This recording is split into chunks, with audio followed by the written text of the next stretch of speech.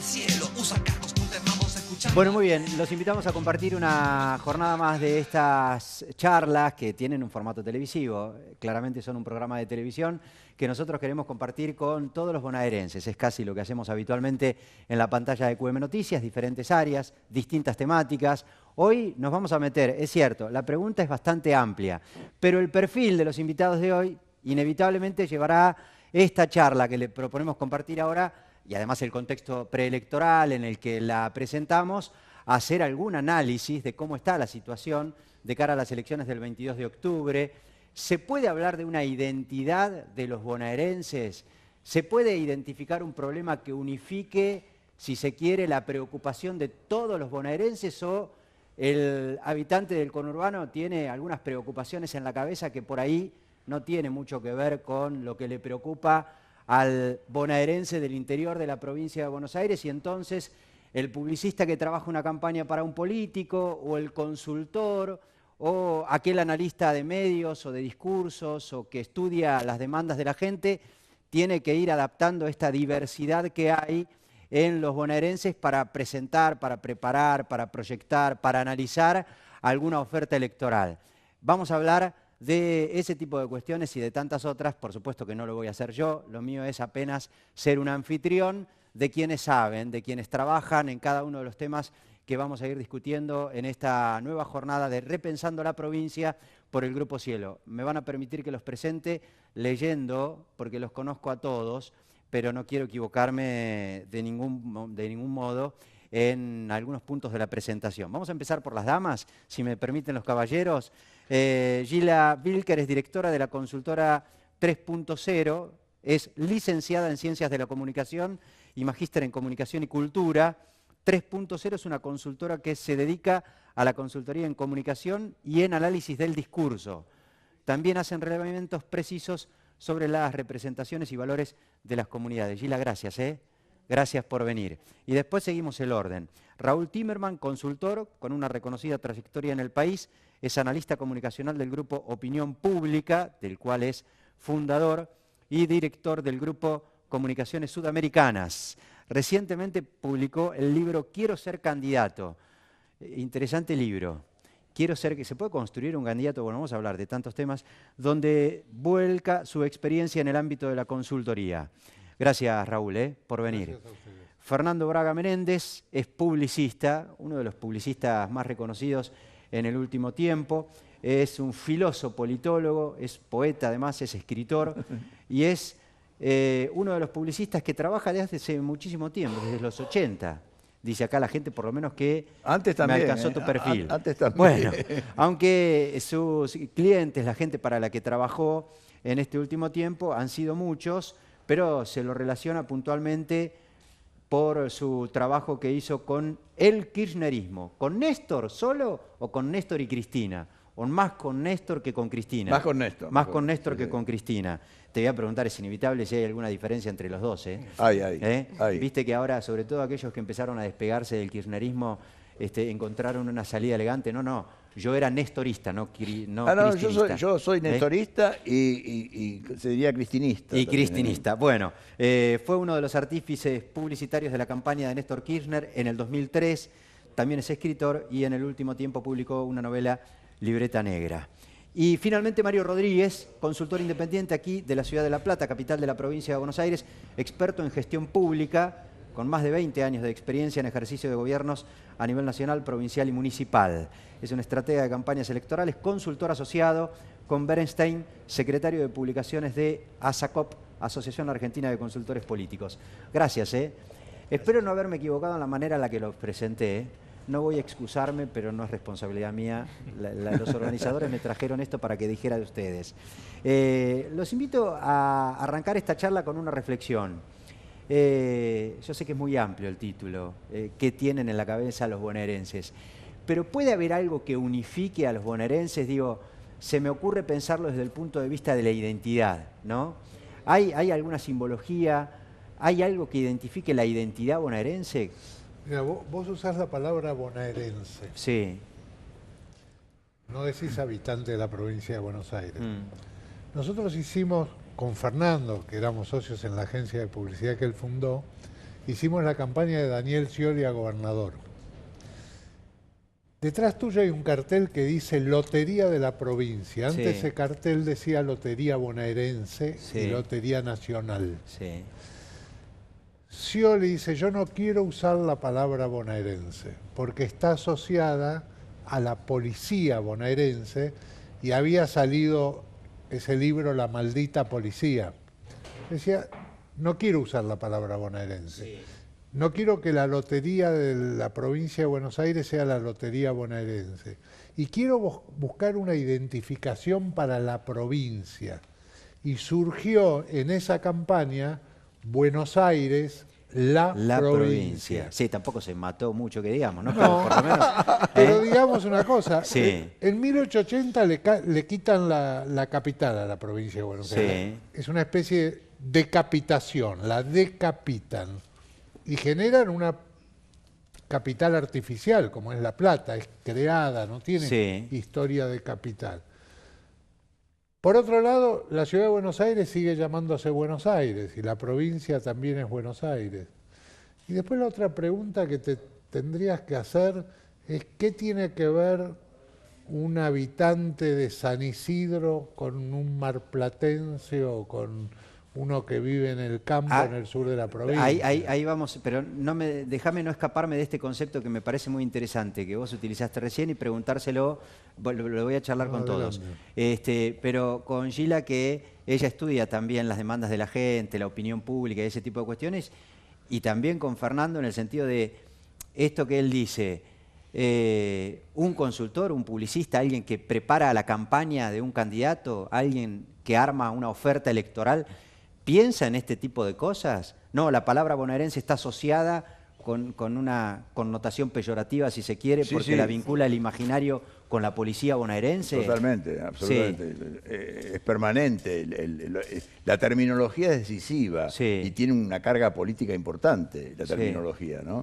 Nosotros siempre, en diferentes tipos de campañas, estamos analizando palabra por palabra qué conviene, qué no conviene. O sea, qué- estuvo bien pensado, no sé si bien resuelto por la manera, pero bien pensado planteárselo en esos términos. Sí, sí. Buenos Aires es la provincia. Tenés razón, es un poquito obvio, ¿no? Sí, Sí, sí. sí. Le da una especie de preeminencia, porque es como la provincia, como que las demás son secundarias, ¿no? Sí. En ese sentido jerarquiza. En términos primitivos, vos tenés razón, no es demasiado sofisticado, Sí. pero muchas veces las cosas muy sofisticadas a la gente la confunden, no las entiende bien, y muchas veces lo sencillito es muy útil, ¿no? Sí. En Gila. definitiva es la provincia de Buenos Aires. No, pensaba, digo, más allá del sesgo negativo de la bonaerense, ¿no? Digamos que ya medio como que nos hemos olvidado, pero en un momento fue muy fuerte. Y muy dualdista también, muy dualde era. Muy dualde, claro. Digo, yo tuve ocasión de laburar en una campaña importante para la provincia de Buenos Aires y hicimos un relevamiento en toda la provincia en la que indagábamos el sentimiento de pertenencia a la provincia. Entonces una de las preguntas era, ¿se sienten bonaerenses? Le preguntamos a bonaerenses de conurbano, bonaerenses del interior, y la verdad que las identidades se anclan en lo local. ¿No? Digamos, o sea, todos saben que viven en la provincia de Buenos Aires, o en Buenos Aires la provincia, pero nadie se siente bonaerense. La gente se siente lanucense, marplatense, tandilense, y esto también tiene, digo, de alguna manera, esa configuración imaginaria respecto de su propia identidad va a tener, de alguna manera, un vínculo con la institucionalidad. Porque de hecho, digo, si vos pensás las demandas, por lo general van al intendente. Vos tenés una identidad más fuerte local, entonces tu referente es el referente local. Y el gobernador de la provincia, o la gobernadora de la provincia, tiene una zona de flotación porque representa un territorio del cual todos saben que están adentro, pero nadie se siente... Vos sabés que es muy interesante, Mario, sí, pero es muy interesante y ahora te invito también a que reflexiones sobre este tema. Es muy interesante lo que vos decís, porque yo hablo con gente que analiza la política, que estudia la política, y dice, ¿sabés qué? Es fácil a veces ser gobernador de la provincia de Buenos Aires. Y yo le digo, no, yo hace mucho tiempo que hago periodismo político en la provincia de Buenos Aires, y la verdad es que me da toda la sensación de que es inviable por donde se la mire. No me dice, pero es fácil, ¿sabés por qué? Porque el bonaerense, y tiene que ver un poco con esto que vos decías, no te digo que lo oculta en términos de la responsabilidad, pero en los problemas cotidianos tiene como referencia directa al intendente o al presidente. Sí. Y el gobernador la pasa ahí medio como escondido, si vos querés, a tal punto que el tema de la seguridad es de exclusiva responsabilidad del gobernador. Y la verdad es que las pobladas se las hacen a los intendentes, no al gobernador. Claro. Digo, ¿no? Desde ese lugar, Mario. No, a mí, con respecto a hacer bonaerense y todo eso, deberíamos remontarnos casi a la prehistoria. En la época de Duhalde se hizo un gran trabajo sobre esto que terminó en la bandera, digamos. En ese esfuerzo que hizo en determinado momento un gobernador, que termina en esta bandera que fue hecha por unos chicos de Capitán Sarmiento, si mal no recuerdo. En esa época se hizo todo un gigantesco trabajo, pero bueno, insisto, parece prehistoria. También es cierto que a Buenos Aires le pasa lo mismo que le pasa a otras provincias que conviven con un distrito federal, como lo que pasa en México y el DF, digamos. Vos vas afuera de cualquier provincia o estado mexicano y los tipos son mucho más locales, como acá Corrientes, digamos. No en vano los correntinos dicen que cuando Argentina entre en guerra, los correntinos los van a apoyar. Pero también es cierto que Buenos Aires tiene una disputa histórica con el puerto. Entonces vos decís, ¿qué es lo que es la provincia? Y es una construcción, al igual que esta ciudad. La provincia es una construcción. ¿Por qué? Porque lo que éramos estaba todo centrado en torno a una pelea del puerto. Y finalmente la pelea sigue funcionando, digamos. Y nosotros los de La Plata que competimos con Ciudad Autónoma de Buenos Aires, quizás lo tenemos más claro. Pero es cierto que vos vas al oeste y la gente es ganadera. Sí. Y no tiene nada que ver con La Plata, por ejemplo. O sea, hay toda una gran discusión de cuántos saben que La Plata es la capital. Sí, incluso territorios cercanos no comparten identidad. Digo, no sé, pensamos, sabe cuántos perdón. Sí. Perdón, digo, Balcarce, Tandil, Mar del Plata, que a veces uno los piensa como una unidad geográfica, tienen idiosincrasias Totalmente distinto. bien distintas. Claro, claro. ¿Se sabe, decía yo, qué porcentaje de la gente que vive en la provincia sabe que La Plata es la capital? Es interesantísimo. No tengo el dato. El dato de los 90 era bajísimo. Era bajísimo. increíble. Duhalde hizo un grandísimo estudio. Yo era muy chico y trabajé en varias partes accesorias al estudio y fue lo único que más o menos sistemáticamente se hizo y que terminó en esa bandera que termina, es lo mismo que la nada, porque aparte es verde, es rara esa bandera. A mí me parece lo que dijiste vos. Yo nací en la provincia, Sí. viví toda mi vida en la provincia, vivo en la provincia, y para mí es el intendente y el presidente. Sí. El gobernador. ¿De dónde se agarra, Fernando, un publicista, alguien que ha trabajado en campañas? A todos, en realidad. Yo a veces utilizo alguno como disparador, pero abro el planteo para todos. ¿De dónde se agarra un publicista para construir un candidato o para construir una campaña que llegue cuando, por ejemplo, no somos Córdoba? Acá no hay ni siquiera un tono que unifique a todos los bonaerenses, que nos puede dar desde la tonadita cierta identidad. No hay una música como el cuarteto en Córdoba. Digo, ¿de dónde se agarra? Teniendo en cuenta que es difícil identificar una identidad que unifique a todos. Eso ya quedó claro en lo que más o menos plantearon ustedes. Vos dirías ser un candidato a gobernador, por ejemplo. ¿Cómo trabajás? Sí. Yo ahí habría que hacer dos etapas. Una sería una global, general para toda la provincia, de imagen de ese candidato a nivel provincial, y después, hasta cierto punto donde se pueda, Raúl lo ha hecho. Raúl en una campaña acompañaba a los diferentes lugares donde se hacían presentaciones específicas, diferentes localidades donde se hacían presentaciones específicas. Hay que hacer un doble trabajo. El trabajo localista, porque es verdad que son muy distintas muchas veces. Sí. Yo creo que hay una... Es bueno eso, regionalizás la oferta. Pero aparte tenés que tener un paraguas general, ¿no? Claro. Eso que es imprescindible, eso, ¿no? La provincia tiene playas, tiene sierras, diferentes culturas, diferentes etnias. Tiene el 40% del padrón electoral de la Argentina, digo, ¿no? Y los También. gobernadores vienen de capital. Eso es otra cosa. Los últimos ese gobernadores vienen de la capital. Bueno, ese era un Los planteo puntos- que yo les quería proponer a ustedes Los también gobernadores analizar. vienen de la capital y los presidentes no vienen de la provincia. Tal cual. Sí, es cierto. La maldición. Sí, Es verdad. la maldición. Ahora, usaron 2 o 3 veces la palabra regional. Hubo un proyecto que avanzó mucho de regionalización de la provincia de Buenos Aires. Yo recuerdo que creo que el que trabajó a fondo en eso fue Montoya. Santiago Montoya, sí. Santiago Montoya, Sí. después se diluyó. ¿Y en qué consistiría? ¿Cuál era? Hacer regiones. Sí. Digamos, realidad- como hay en realidad, algunos países Fuyo, europeos. Mesopotamia, como... No, regiones dentro sí, de la dentro de la provincia de provincia. era Buenos más bien Aires. una suerte de regionalización que le impulsaba muy administrativa. Es cierto que le queda muy lejos al bonaerense, al del interior, llegar a la capital de la provincia de Buenos Aires a hacer algunos trámites que se hacen acá. Sacar la provincia al interior, y además tenía como complemento ese proyecto, era bueno. Sí, el O por modelo lo menos español de era regiones. interesante para discutirlo. Para la seguridad era sí, interesante. exactamente. Eso, perdón, por ahí más que tenía como descentralización. complemento el hecho de que haya incentivos para que la gente se radique en el interior, sacar los bolsones de pobreza y la concentración de gente en el conurbano. Esa era la razón de ser, pero no en general eso por ley no sucede. Sí. Eso en general Ahora, por ley no sucede. Perdón, dale, una sola dale. cosita agrego. Vos preguntabas, el intendente, gobernador, presidente. Nosotros en el grupo de opinión pública el último mes le preguntamos a la gente que votó a los distintos candidatos en la provincia de Buenos Aires, a los de Cambiemos, le preguntamos cuál de estos dirigentes políticos tuvo más influencia en su decisión de voto. Mauricio Macri, María Eugenia Vidal, Sí. Esteban Bullrich. Sí. Mauricio Macri 41, María Eugenia Vidal 33, Esteban Bullrich 22. O sea, miran primero al presidente, después y en este caso después a la Pero gobernadora en ese y caso, por Bueno, último pero al para, es pero en este una caso, gran para. revelación lo que decís. No, a ver, Sí. lo que pasa es que, a ver, Bullrich, sobre todo, o sea, el principal atributo de Bullrich hoy es ser amarillo. Sí. O sea, es un candidato... Puro, digamos, un amarillo puro. Es amarillo y sobre todo, digo, Sí. a ver, cuando digo es el principal atributo, es su atributo político y, digo, es una persona con escaso conocimiento, con una profundidad de imagen bastante plana. Entonces, digo, obviamente el acompañamiento de la figura de Bullrich es en un momento en el que se está votando política, es una decisión, es una elección política. ¿No? Digamos, de hecho, digo, cuando vos, digo, esto es un cuanti que hiciste. Esto es un cuanti. Bueno, nosotros laburamos bastante con, para complementar esto por ahí, con simulación de voto.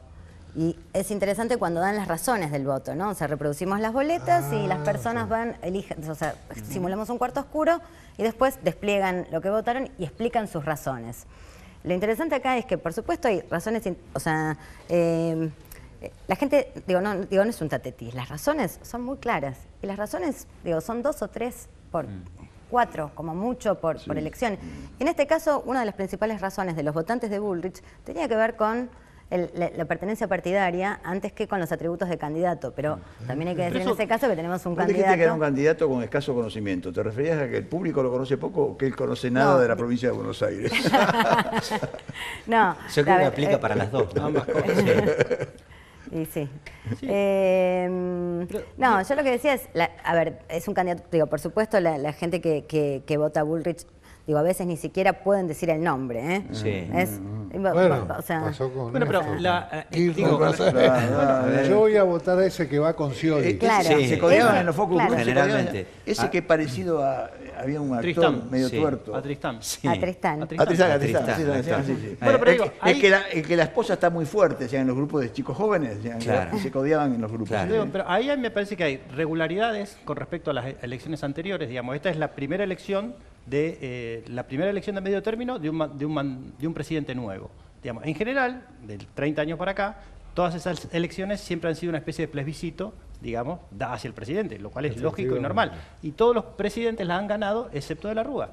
Entonces, yo, por ejemplo, trabajé en Santa Fe, San Juan y en varias provincias más. Y en Santa Fe, por ejemplo, cuando vos hacías esa pregunta, te daba arriba de 80, que la gente iba a votar pensando en Mauricio Macri, que fue el gran problema de Mónica Feiner. Bueno, Cristina las pierde en el 2009 con De Narváez. Sí, pero hay que tomar sí. el proceso. El proceso ese es el 2005, Sí. que es la gran batalla entre Cristina y Esa Kirchner. la gana Néstor, claro. Y bueno, la pero, primera gran batalla, lo que significó el desprendimiento de los dos, ahí muy sí es cierto. A De Narváez hay que agradecerle el espacio gratuito en televisión. A Narváez. él se El lo espacio dio. gratuito Ahí está, surge ese es para un que buen un tema. Por ahí, millonario sí. no Por ahí, decida comprar espacio y hacer una Ese es un campaña. buen tema. Por ahí no tienen directamente propuesta mucho que ver con tuya, esto que yo les el Estado propongo, se pero tenía que hacer ¿cómo lo ven a Claro, eso? claro. Ustedes que trabajan campañas y demás. Estamos hablando en algún punto de lo que tienen en la cabeza los bonaerenses y uno lo puede relacionar directamente con lo que reciben como de ofertas, digamos, o campañas publicitarias y demás. ¿Eso es bueno o es malo? Digamos, de la provincia de Buenos Aires, ver en cualquiera de los canales nacionales, ver un candidato de Rosario, de Córdoba, de Salta. ¿Eso es buena, esa reforma? ¿Valió o no? ¿Cómo la ven? Ustedes trabajan campañas. Yo me preguntaría por qué el candidato ese o su gente de publicidad decide publicitarlo en un distrito que no le corresponde. ¿Cuál sería la intención? Yo no entiendo. Cada vez que veo eso, digo, ¿cuál es la intención? Genera una imagen así también paraguas en general de todo el país, pero me parece... Lo que pasa es que fue, digamos, es el resultado de una reforma hecha un poco, como decía Raúl, digamos. Fue una reforma hecha con nombre y apellido, como toda la reforma electoral y toda la cuestión de las PASO, digamos. Que en definitiva, si vos lo tomás desde la ciencia política, es una irrupción demasiado grosera del Estado en la vida interna de los partidos. Digamos. Ahora, que tiene cosas que salieron bien y tiene cosas que salieron mal. Y el problema, me parece a mí, que es el mismo problema que tenemos siempre los argentinos, que es de sentarnos a discutir un tema, digamos, y decir, bueno, vamos a acordar. Porque que el sistema electoral hay que modificarlo, nadie duda.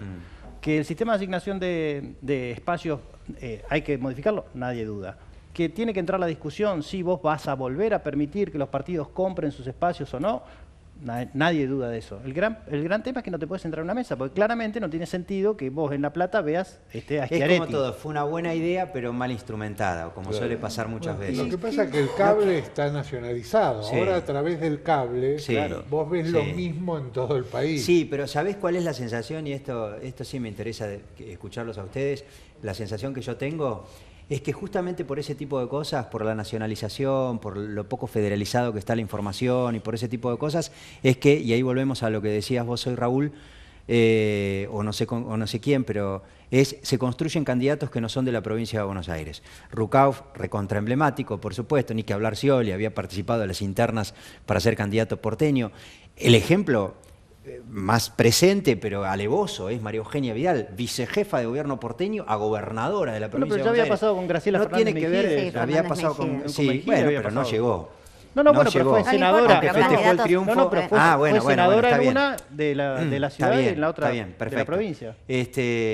No pasa que los canales de televisión, por eso lo asocio esto de cómo se construyen estas campañas, ese tipo. Los canales de televisión porteño con una visión muy porteña construyen candidatos para la provincia de Buenos Aires. La ciudad de Buenos Aires, o sea, el mundo porteño es una gran usina, es una gran vidriera.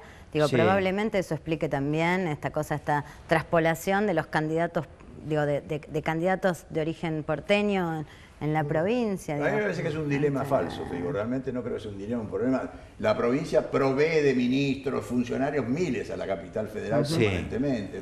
Creo que somos muy lo mismo, ¿no? Entiendo que, pero no. Si a mí me dejas elegir, yo prefiero proveer el que conduzca. Los ministros... Bueno, pero ahí tenés un gran problema de instalación. No son los que definen las políticas muchas veces. Por eso digo que... Te referís al presidente. Vos. Sí, por ejemplo, qué sé yo. Pero ahí el gran problema es un problema de instalación. O sea, ¿qué es lo que funciona? Que lo que se instala en la Ciudad Autónoma de Buenos Aires se instala nacionalmente. Entonces, lo que te prueba esto, que vos tenés resuelto el mecanismo de instalación. Sí. No sé si es bueno o malo, pero vos resolvés. O sea, ¿por qué? Porque lo primero que tenés que hacer para gobernar la provincia es que alguien te conozca. Sí. Excepto Bullrich, que va a otra novedad, que es que se fortalece con la marca. Tal cual. Que en el momento en donde todos decíamos que los partidos no existían más, no sé qué, no sé cuánto, en el 2017 vos tenés la fortaleza de una marca. Sí. Digamos, ¿no? Ahora, también es cierto que el escenario nacional te permite instalarte. Sí. Entonces, está claro que cuando vos vas a hacer una primera medición y una primera formulación de oferta electoral, vos decís, bueno, ¿quién pasa los 20 de conocimiento? Bueno. Bullrich llegó con 50 de desconocimiento. Sí, hay una cosa que es, nosotros estamos trabajando en el Chaco, por ejemplo. Si yo pregunto, ¿qué pasa con la situación electoral en el Chaco? ¿Qué frentes se han formado? ¿Qué rol está cumpliendo el Coqui Capitanich? ¿Qué pasa con el gobernador? ¿Qué pasa con Aida Ayala? Ustedes me pueden dar muy poca información sobre eso. Sí. No saben prácticamente nada de eso. Es cierto. Pero voy allá, en un programa similar a este, y pregunto qué pasa en la provincia de Buenos Aires, qué pasa con Lilita en la capital, saben todo. Saben todos. Pero, entonces, se mira hacia la ciudad, hacia el centro de la provincia, se mira al poder, dónde funciona. Y el poder tiene que ver con el dinero, y la financiación de la política. La financiación de la política es todo un tema. Recién Raúl me recordaba, yo una vez hice un estudio, Finlandia es el país menos corrupto del mundo. Sí. Y estudié ¿Qué pasaba con la financiación de la política en Finlandia? Finlandia no en el año electoral, cada 4 años, sino todos los años el pueblo finlandés aprueba y decide invertir en los partidos políticos. Claro. En ese momento el equivalente en la Argentina era, yo hice todo el cálculo, era unos 700 millones de pesos anuales todos para financiar la política. Y de esa forma tendería a desaparecer toda la trampa. Pues hay trampa, les aseguro que corre guita por abajo. Pero Fernando, yo te hago una pregunta. ¿A la gente le importa eso? Mirá, anoche en este mismo estudio tenía una charla con Margarita Stolbizer en un programa político. Y es una impresión muy personal, que por supuesto ustedes no tienen por qué compartirla, pero yo creo que, y se lo planteaba ella, Margarita Stolbizer ha construido su carrera política sobre la base de mostrarse como una dirigente política honesta. ¿Te podrá gustar o no te podrá gustar? Yo le decía, me parece que vos incluso ahondaste la polarización de la que te quejás porque parece que siempre señalabas a un solo lado, pero esas son opiniones. Pero yo estoy convencido de que ella ha construido su imagen política sobre la base de mostrarse como una dirigente política honesta. Y entonces lo contrastaba con esto de que ahora parece que ser el gran leitmotiv de esta elección la corrupción, no porque estos se chorearon todo, no porque... Y a Margarita Stolbizer no la vota nadie, entonces hay medio como una disociación entre cuáles son los problemas que vos ves reflejados en la gente, la corrupción evidentemente... moja algo en el... Bueno, José López, cuando lo agarraron con los bolsos, él dijo, esta es plata de financiación de la política, dijo. Esta no es plata mía, es plata de la política, dijo, ¿no? O sea, hay 20.000 recursos, yo lo repito, que se utilizan para... Lo que pasa también que las empresas que hacen publicidad en la Argentina son 3.000 millones de dólares por año de inversión publicitaria. Van todas a ciertos medios. Claro. A los medios de izquierda no van, ¿no? Una vez un cliente mío, tiene una fábrica de alfombras muy importante, y le digo, vos me dijiste que los arquitectos les encantan tus alfombras, que los psicoanalistas, tenés un medio, que es Página 12. Ah, no, yo quiero vender alfombras, pero a esos comunistas no los voy a ayudar, no les doy un mango. Digo, es así, la guita va básicamente hacia el Grupo Clarín y la Nación, ¿no? Sí. Hay una película, no sé si ustedes la vieron, una comedia italiana que se llama La Hora del Cambio, que tiene mucho que ver con Cambiemos. Durán Barba, el director de Durán Barba. No, la película es muy buena y sintetizo, es un pueblo donde hace 10 años que gobierna un alcalde corrupto. El pueblo se cansa de la corrupción, un pueblito en una costa italiana, y deciden proponerle al profesor de la escuela secundaria que sea candidato, era un hombre muy honesto. Bueno, durante la campaña el alcalde lo meten preso, qué sé yo, el honesto gana y el honesto empieza a querer cobrar impuestos. Empieza a querer poner un reloj para que fiche la gente que va a trabajar a la alcaldía. Y empieza a tener problemas. Problemas. El cura empieza a juntar a la gente en la iglesia. De Roma la mafia manda a un tipo para ver qué está pasando en ese pueblo. Y empiezan y le piden la renuncia al alcalde. El alcalde dice, pero ustedes querían un honesto. Sí, pero no. Le piden la renuncia y vuelven a elegir al alcalde. No es una crítica a las instituciones, es una crítica a la sociedad, que vivía más cómoda con el alcalde deshonesto que con el honesto. Sí, pero que al final del día la clase política sale de ahí, ¿no? No somos víctimas de unos marcianos que vienen y nos ponen... Bueno, hoy, digamos, una de las cosas que pasa en esta ciudad interesante, que explica gran parte de su decadencia para mí, es lo del Pata Medina. Digamos, todos nosotros acá sabemos que hace 20 años vivimos rehenes del Pata Medina o de todos los que hay como él. Y sin embargo convivimos. Y todos convivimos. La universidad, la política, lo naturaliza.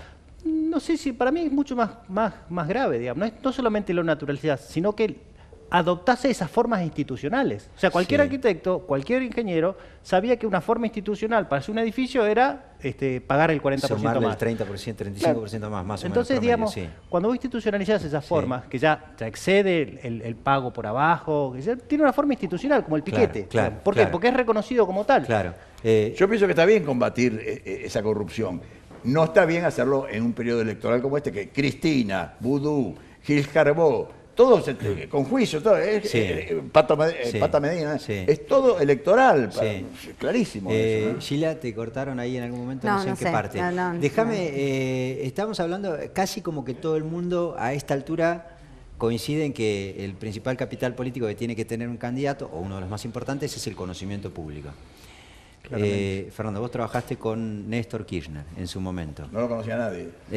Cuando yo, en el 2001 me llamó, pero de verdad te lo digo, te cuento para ejemplificar. 2001, fines de 2001, principio de 2002, pero más de ahí no iba. Me llamó un amigo periodista de acá de La Plata que me dice, escuchame una cosa, necesito armar una conferencia de prensa con un gobernador del sur que no lo conoce nadie. Claro. Y entonces todos los periodistas que fuimos a cubrir esa conferencia de prensa éramos amigos del que le hacía la prensa, no lo conocíamos. Bueno, ese que no generaba el más mínimo interés ni siquiera para los medios de comunicación, terminó siendo presidente sin que lo conociera nadie. Explícamelo. Y bueno, fue obra de nosotros dos, que somos dos genios. ¿Qué quiere que te diga? Bueno, pero dame una explicación. Dualde. Muchísimas de las decisiones las tomó Néstor él. Y por ejemplo, mira cómo compensó. Lo puso como candidato a vice a Scioli. Scioli era como si fuera un primo, un hermano, un vecino, porque todo el mundo sabía el accidente que tuvo, que reconoció a la hija, que había sido campeón de motonáutica, que el padre tenía una casa de artículos para el hogar. Compensó Néstor, por decisión de él lo decía. Sí. No fue el único motivo por el que eligió a Scioli, por favor, pero uno de los motivos era que voy a tener uno muy conocido al lado mío que va a transmitirme familiaridad que yo no tengo nada. Claro. Ese fue uno de los motivos. Sí. Igual salió segundo. Igual se Igual perdió la elección, es cierto. Otra de las cosas que me parece también... Y para Semana Santa, acordate López Murphy, que llamó Néstor para que preparemos comerciales. López Murphy estaba subiendo. Preparen comerciales para pegarle... Es más, salió segundo, pero cerquita López Murphy. Tampoco es que le salió una gran diferencia. Pero ya había... 5 puntos ya era. Bueno... Sí, pero lo que vos ves ahí en esa campaña también es la voluntad. Que no es un tema menor. El tipo tenía ganas, digamos. Vos lo veías y por más que no lo conocieras, el tipo tenía ganas esto. Es decir, mirá, voy a tal lado a hacer.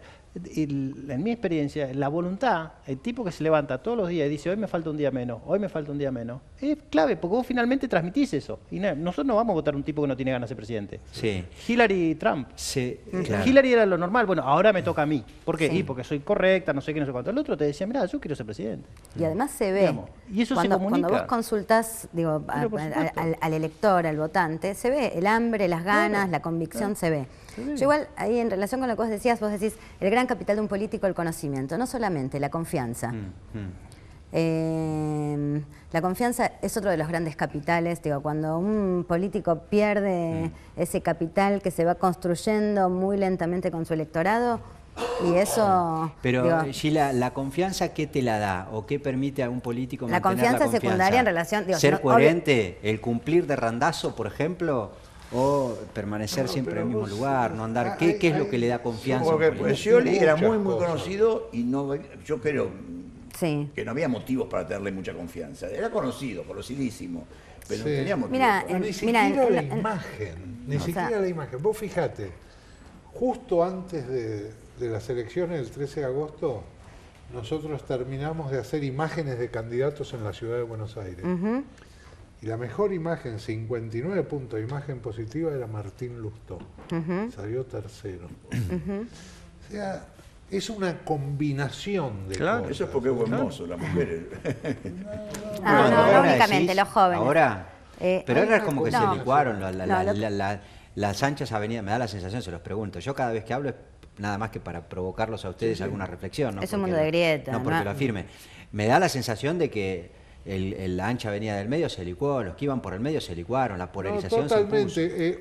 Hay otro tema que no depende del candidato, que es qué demanda la sociedad en ese momento. Pero totalmente. Yo me acuerdo cuando Santiago Montoya quería ser candidato a gobernador de la provincia de Buenos Aires. Y yo tuve una charla con Scioli, era gobernador, digamos, era para las últimas elecciones. Y entonces hablábamos de respecto a qué tipo de candidato demanda la sociedad argentina para presidente. Y Daniel quería ser candidato a presidente. Claro. Y en un momento yo le menciono esto de Santiago Montoya y me dice, ¿y vos crees que hay mucha demanda en la provincia de Buenos Aires para que Montoya sea gobernador? Y no, la verdad que no había demanda. de pronto hay tipos que están en el perfil de lo que se está demandando en ese momento, y hay tipos que son muy buenos que no.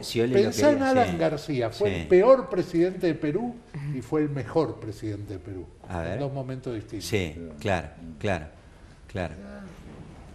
Bueno, pero ahí la clave somos... Es una combinación de cosas, pero a ver, cuando yo te hablo, de hecho, ese vínculo de confianza, que en realidad no es otra cosa que credibilidad, digamos, o sea, la diferencia entre lo que ha llegado a tener, la masa electoral que ha llegado a tener Cristina y lo que puede capitalizar hoy, me parece que ahí, por lo menos lo que yo veo es desilusión, desengaño, pérdida de confianza, o sea, hay campaña algo... de los medios y de la justicia. Bueno, a ver, juega todo. Sí. Juega todo. En esa bolsa también juegan los medios, también juegan juegan todos. Juegan los políticos. Juegan los políticos, juegan las blancas, las negras, los azules, juegan todos. Sí. A mí lo que me parece de esta época, que es lo que me parece el gran acierto de Cambiemos, es cómo para cada momento indagan muy bien qué es lo que pasa en la ciudadanía. Porque el gran problema, el gran tema nuevo, somos los ciudadanos. Los ciudadanos que somos distintos, no somos ciudadanos estables del siglo XX, somos ciudadanos distintos, que construimos nuestros propios discursos, que producimos contenidos, que hoy estamos igualados, porque vos podés tener un celular de $50.000 y un chico en la villa más pobre, uno robado. Ahora, ambos suben contenido a las mismas plataformas. Entonces hoy hay toda una idea distinta de qué poder manejo yo con mi voto. Y en mi cabeza no hay ninguna contradicción votar A, votar C y votar H. Contradicción que a los analistas y a los políticos les dice, ¿cómo? ¿Cómo va? ¿Cómo dice que el voto es bueno y va tercero? Eso no pasaba antes. No alcanza con que sea conocido. Esto de la confianza, ¿se puede emparentar con la esperanza? Porque cuando vos confías en alguien, te genera esperanza. Y ese es el principal capital. ¿Es lo que trabaja Cambiemos hoy, la esperanza? Confianza es credibilidad, es esperanza, es vínculo a futuro. O sea, es la posibilidad de trazar una relación estable. Fíjate los atributos de Vidal. Eso es muy interesante, una discusión que tuvimos el otro día respecto a la imagen de María Eugenia Vidal.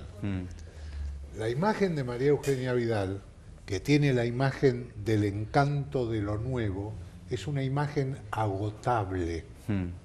No va a durar para siempre. Tiene fecha de vencimiento. Exactamente. Totalmente. Si no resuelve el tema de la inseguridad, si no resuelve el tema de las inundaciones, si no resuelve los problemas, esa imagen se agota, porque la gente ya no la va a mirar más a ella, va a mirar los problemas.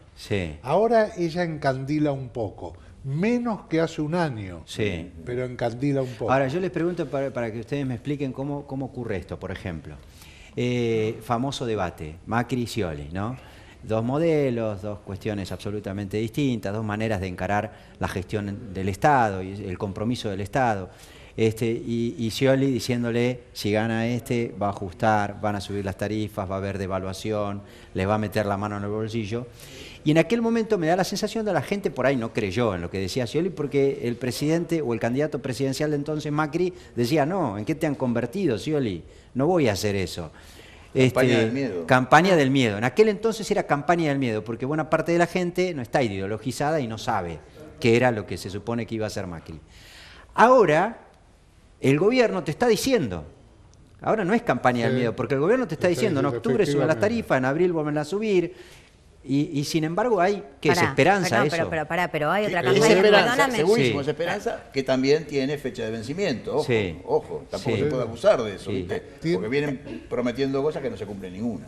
Hay una pregunta que acabamos de hacer y vi ayer las respuestas, porque acabamos de procesar la última encuesta. Le preguntamos a la gente de la provincia de Buenos Aires. Le damos 3 alternativas. Elija una o ninguna. Las 3 alternativas eran: el gobierno está haciendo las cosas bien y hay que darle tiempo. Alternativa 1. Alternativa 2. Este gobierno ya fracasó y hay que volver al kirchnerismo. Alternativa 3. Hay que buscar una nueva alternativa. Nosotros lo venimos haciendo estas preguntas desde noviembre del año pasado. ¿Qué pasó después del 13 de agosto, que es lo último que procesamos? el gobierno está haciendo las cosas bien y hay que darle tiempo, creció 5 puntos. Y hay que buscar una nueva alternativa, bajó 5 puntos. Claro. Y este gobierno ya fracasó y hay que volver al kirchnerismo, está desde hace 6 meses en 30 puntos. Se mantiene constante, eso no varía. Lo que varía es una nueva alternativa o el gobierno. Y eso te da la pauta de que muchos que votaron nueva alternativa, se desprendería de esa respuesta, un porcentaje de los que votó una nueva alternativa, que puede ser Randazzo, puede ser Pitrola, puede ser un país, van a votar al gobierno. Y que el kirchnerismo va a mantener los votos que tiene, son durísimos los votos del kirchnerismo. Sheila, la principal ventaja del apoyo al gobierno tiene que ver el rechazo, ¿qué es lo que miden ustedes? ¿Qué es lo que ven? Mira, quería aportar, digo, vos recién hablabas de la campaña del miedo, ahora es la campaña de la esperanza. No, también hay una campaña fuerte por parte del gobierno de miedo, que es vuelven, 12 años, vuelven. O sea, es esa racionalidad, ese temor, es lo que empuja estos 5 puntos que vos ves de crecimiento, de buscar un camino del medio. O sea, ¿por qué van a, por qué se produce ese viraje de hay que buscar una nueva alternativa, hay que buscar una nueva alternativa a el gobierno está haciendo las cosas bien y hay que darle un poquito más de tiempo y qué sé yo? Hay gente que, digo, antes estaba pensando en una nueva alternativa, ante la posibilidad de que advenga kirchnerismo, dicen, no, vamos a bancar el gobierno. Pero también es pensable que eso también, porque hoy todos los monitores dan que la imagen del gobierno casi trepó 8 puntos. También es cierto, puede suceder que la ciudadanía esté viendo mejoras. Porque, digo, el problema, el problema que a mí me parece es que muchas veces asumimos nuestros preconceptos como lo que la ciudadanía piensa, digamos. Y en realidad, la ciudadanía hoy es absolutamente transparente, absolutamente clara, y vos podés unir los monitores, en donde de agosto para acá la aprobación del gobierno subió casi 10 puntos. Nosotros acabamos de publicar ayer en El Cronista el monitor con D'Alessio Berestein, y están en el mejor momento desde marzo del 16. O sea, yo lo que me parece que no hay que hacer más es ponerle categorías nuestras a lo que la ciudadanía piensa. Hay que poner lo que la ciudadanía piensa, porque tenés infinitas muestras de que la ciudadanía hace lo que dice. Y no solo en Argentina. Yo trabajo en México, trabajo en Ecuador, y son los fenómenos iguales. Yo estuve en la elección de Estado de México, que se suponía que iba a ser un paseo para el PRI, y terminó siendo una elección de 1.8. Y cuando vos ves lo sustantivo, la gente está puta de la vida con el sistema político. ¿Y qué hizo? Lo demostró. Vos sabés que cuando yo recuerdo, Fernando, vos lo debes ser muy presente, gobierno de Néstor Kirchner, hacía cosas, ganaba en popularidad, la imagen positiva subía, las cosas le salían bien, decían, tiene viento de cola, el gobierno tiene viento de cola, el gobierno ahora tiene viento de cola. Sí. O sea, hay momentos en que las cosas le salen bien a un gobierno que pagará en el futuro. Sí, no lo cumple. Yo los he escuchado y sobre todo a Sheila decir insistente esto de que hay mucha gente que dice que no vuelvan. Y la pregunta que hago a todos, Fernando, yo a veces me apoyo en vos porque sos publicista y trabajaste preparar candidaturas y demás, es, ¿los medios de comunicación pueden crear un candidato o pueden crear un anticandidato también? O requiere de las dos cosas. Porque digo, a ver, yo no veo los grandes medios de comunicación diciendo votalo a Macri, pero sí veo creando el anticandidato. Eso se da, es el fenómeno de la construcción. Tiene un poder gigantesco. Sí. A mí una vez Néstor Tenenbaum me dice, la gente no lee el diario Clarín y sale corriendo a insultar al gobierno en la época de Néstor Cristina, ¿no? Digo, entonces yo lo corrí porque le dije, mira, hay 2 teóricos en el mundo que yo conozco.